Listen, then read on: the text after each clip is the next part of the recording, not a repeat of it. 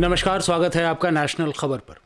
अब एक नज़र डालते हैं दक्षिण एशिया की तरफ, जहां पर हिंदुस्तान का हमेशा से ये मानना रहा है कि वो एक बहुत बड़ा इन्फ्लुएंसर बन सकता है इस इलाके में। और इनफैक्ट मोदी की जो लुक ईस्ट नीति थी उसके तहत भी जो है इन तमाम जगहों पर बहुत ज़्यादा मेहनत की गई। हालांकि इस वक्त तक जो है जो डिज़ायर्ड रिजल्ट्स थे वो नहीं आए हैं। जहाँ तक पूरे एशिया का सवाल है, अगर पाकिस्तान और चाइना को छोड़ दीजिए तो हिंदुस्तान का ये मानना है कि उन सभी जगहों पर बाकी जितने भी मुल्क हैं, जितने भी ममालिक हैं, उसमें कहीं ना कहीं हमारा दखल अगर हो जाए तो हम एक बड़े एशियन पावर के रूप में आ सकते हैं। इसे बड़े शब्दों में नहीं कहा जाता है, जो स्फीयर ऑफ इन्फ्लुएंस है उसके बारे में कोई बहुत बढ़ चढ़ के बातें नहीं की जाती, लेकिन ये दबे खुचले शब्दों में तो ये कहा ही जाता है कि भाई ऐसा हो जाएगा। लेकिन जो चाइना ने फाइनेंसेस अपने फैलाए हैं पूरे साउथ एशियन रीजन में, और ये हिंदुस्तान को छोड़ करके मैं बता रहा हूँ, वो बहुत ही वेल डॉक्यूमेंटेड है। चाहे वो श्रीलंका के अंदर जो है पोर्ट की बात हो, चाहे मालदीव्स हो, चाहे ईरान हो, चाहे पाकिस्तान हो, हर जगह पर जो है चाइना कहीं ना कहीं से अपना जो है इन्फ्लुएंस बढ़ाते चल रहा है। करीब एक दशक से ऊपर हो गया उसको ये करते हुए। और शुरू में जब स्टार्ट हुआ था ये तकरीबन 2008-9 के अगल बगल, उस वक्त हिंदुस्तान में जो सरकार थी उसने बहुत ज़्यादा इस पर ध्यान नहीं दिया था। लेकिन अब एक मल्टी डायमेंशनल रिलेशनशिप जो है चाइना की हो चुकी है ऑलमोस्ट सभी देशों से, चाहे वो डिफेंस के मामले में हो, चाहे फाइनेंस के मामले में हो। अब जो है हिंदुस्तान के सब कॉन्टिनेंट के अंदर भी काफ़ी इन्फ्लुएंस है उसका, पाकिस्तान में है, श्रीलंका में है, बांग्लादेश में है। तो हिंदुस्तान एक तरह से आइसोलेटेड था, लेकिन अब जो है वो एक माहौल बदल रहा है। अब ये कंडीशन आ चुकी है कि किसी न किसी तरीके से हमारा इन्फ्लुएंस थोड़ा इम्प्रूव कर रहा है। बांग्लादेश के साथ हमारा जो अभी रिलेशन का मामला है बहुत सुधरा हुआ है। नेपाल से बहुत ख़राब हो गए थे रिलेशन, वो भी धीरे धीरे सुधर रहे हैं।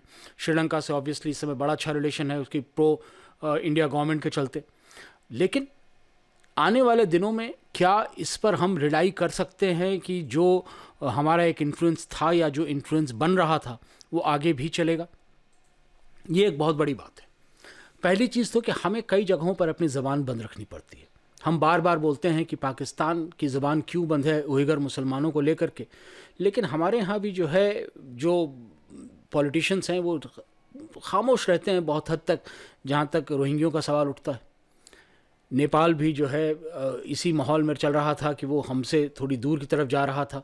बायलैटरल इश्यूज़ कई ऐसे थे जहाँ पर हिंदुस्तान बहुत ज़्यादा हॉटी हो गया था, बहुत ज़्यादा जो है अपने ऊपर बिलीव कर रहा था कि मेरे अलावा कोई नहीं। लेकिन चाइना ने वहाँ आकर के जो है माहौल बदला।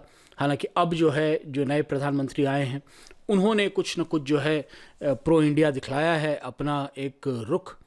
लेकिन इसके बावजूद ये बात पक्की है कि आने वाले दिनों में बहुत एफर्ट करनी होगी हमारी तरफ से। कोविड-19 के टीकों को जो है एक बहुत बड़ा डिप्लोमेटिक हथियार माना जा रहा है। हमने बहुत सारे जो है अपने साथियों को जो है दिया कोविड-19 का जो टीका है वो गिफ्ट में। अब बड़ी बात क्या है कि बांग्लादेश जो है वो अब फाइनेंशियली इतना स्ट्रॉन्ग हो चुका है कि उसे किसी दूसरे के सहारे की ज़रूरत नहीं है।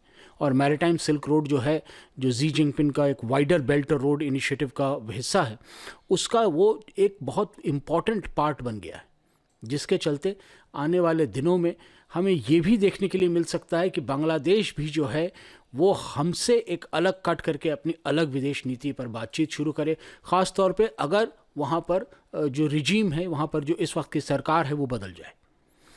तो इतने माहौल में क्या साउथ ईस्ट एशिया अभी भी हिंदुस्तान के लिए उतना ही इम्पॉर्टेंट है, या हिंदुस्तान क्या साउथ ईस्ट एशिया के लिए उतना ही इम्पॉर्टेंट है जितना इम्पॉर्टेंट हम अपने आप को मानते हैं?